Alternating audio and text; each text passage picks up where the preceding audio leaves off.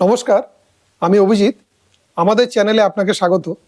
দেখুন, আমরা যারা বিনিয়োগ করি, মিউচুয়াল ফান্ডে হোক বা শেয়ার মার্কেটে হোক, আমাদের সবসময় একটা জিনিস মনে হয় যে এরকম করলে কেমন হয় যে মার্কেট যখন ওপরে থাকবে বিক্রি করে দেবো, আবার মার্কেট যখন নিচে আসবে তখন আবার কিনে নেবো, আবার এটা করবো। এইভাবে করতে থাকলে ডেফিনেটলি আমার লাভ অনেক বেশি হবে। সত্যি কি বিষয়টা তাই? এভাবে কি করা সম্ভব? আর যদি করি তাহলে কি আলটিমেট লাভ হয়? আজকের ভিডিওটা কিন্তু এটা নিয়েই। পুরো ভিডিওটা খুব মনোযোগ দিয়ে দেখুন।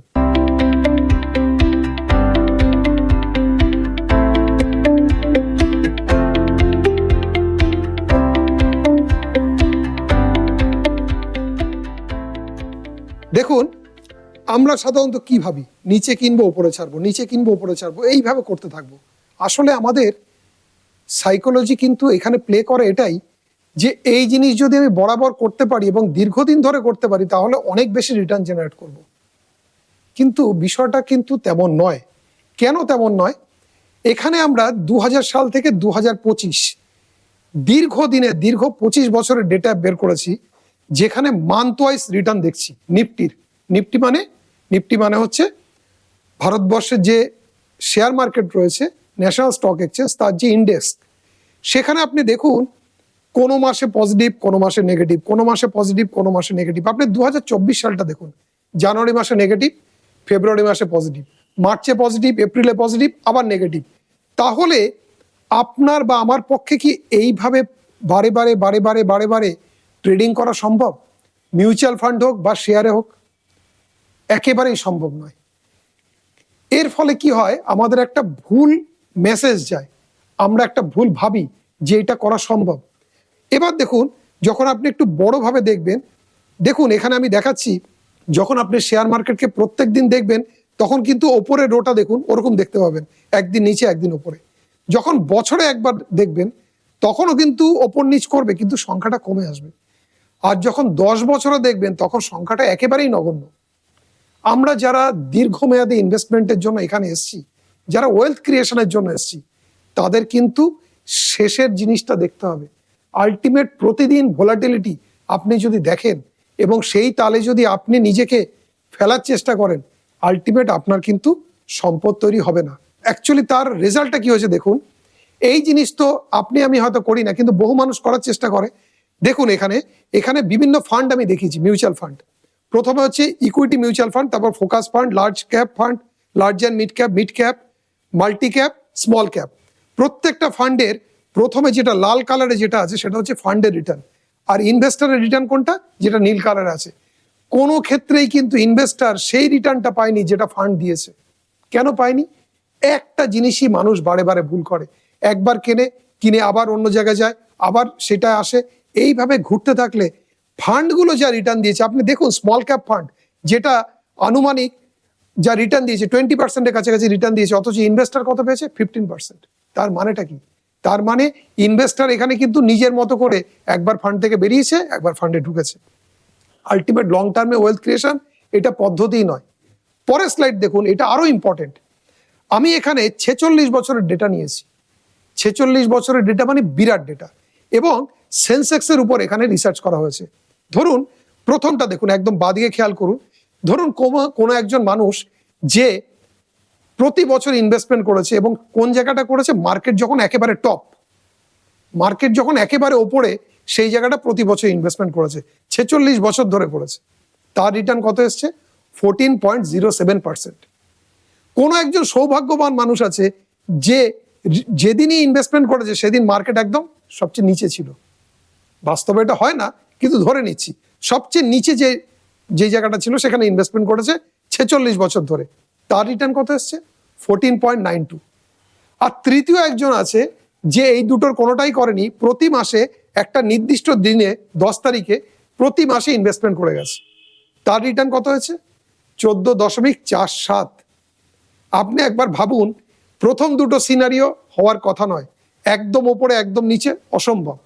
কিন্তু যে মাঝামাঝিতে করেছে এবং সারা বছর ধরে করেছে, তার রিটার্ন, যে একেবারে নিচে করেছে তার রিটার্ন, এবং যে একেবারে ওপরে করেছে তার রিটার্ন, খুব কি ডিফারেন্স আছে? একবার ভাবুন দেখি, মার্কেটকে টাইমিং করে কি লাভ আছে? কোনো লাভ নেই। আপনাকে করতে হবে কি, মার্কেটকে টাইম দিতে হবে।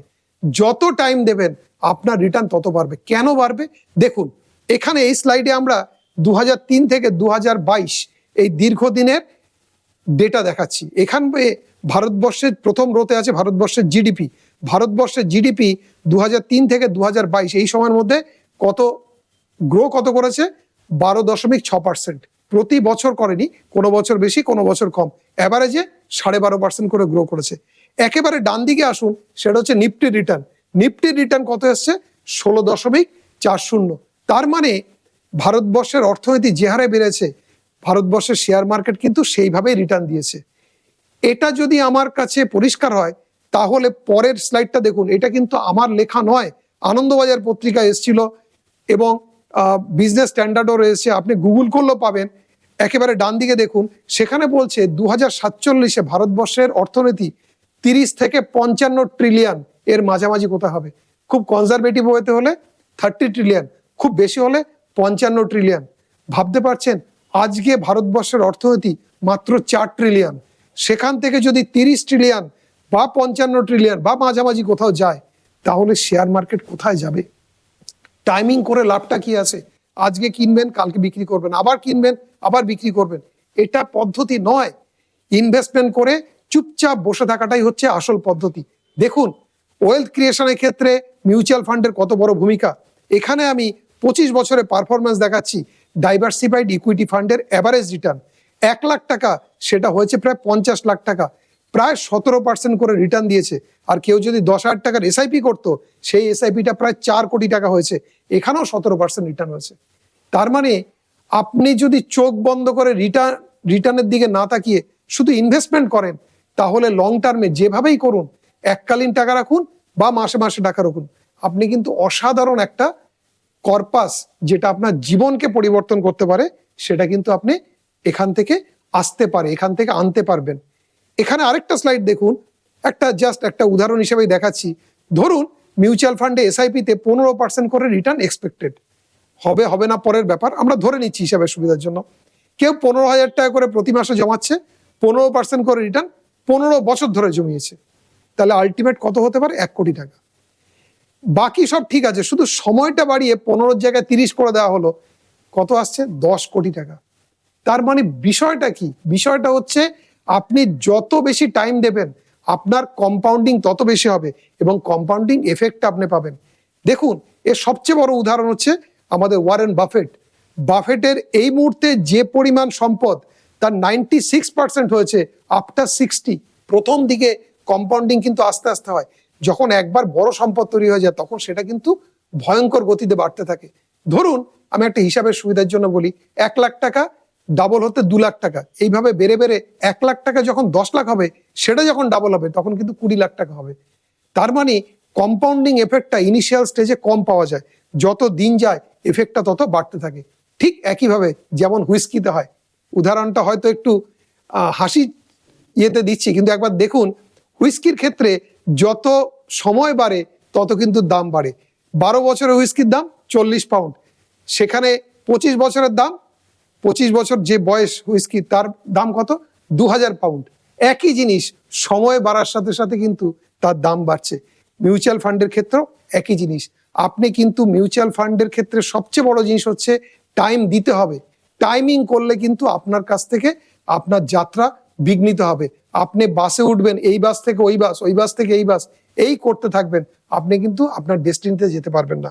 এই প্রসঙ্গে বিখ্যাত একটা উক্তি আছে চার্লি মাঙ্গারের, তার একটাই বক্তব্য যে আপনি যদি কোনো কারণ ছাড়া আপনি যদি কখনো আপনার পয়সাকে তুলে নেন, তাহলে কিন্তু আলটিমেট আপনার কম্পাউন্ডিং এর যে যাত্রা, সেটা বিঘ্নিত হবে। কাজেই এই নিয়ে কোনো দ্বিধা নেই যে মার্কেটকে টাইমিং করার কোনো প্রয়োজন নেই। আজকে কিনলাম কালকে ছাড়লাম, কালকে কিনলাম পরশু ছাড়লাম, এই জিনিসটা করার কোনো দরকার নেই। যেটা দরকার, মার্কেটকে দীর্ঘমেয়াদে আপনাকে টাইম দিতে হবে। টাইম দিলেই কিন্তু আলটিমেট কম্পাউন্ডিং এফেক্টটা পাবেন, আপনি দারুণভাবে একটা বড় কর্পাস তৈরি করতে পারবেন, যেটা আমাদের সবার স্বপ্ন। ভিডিওটি যদি আপনার ভালো লাগে, তাহলে আপনার চেনা জানা বহু মানুষ আছে যাদের এই তথ্যগুলো দরকার রয়েছে, তাদেরকে অনুগ্রহ করে ভিডিওটা শেয়ার করবেন এবং আমাদের চ্যানেলটা অবশ্যই সাবস্ক্রাইব করবেন। কারণ তাহলেই কিন্তু আপনি যখনই আমরা নতুন কোনো ভিডিও আপলোড করব, আপনি সাথে সাথে তার নোটিফিকেশন পাবেন। ভালো থাকবেন, নমস্কার, ধন্যবাদ।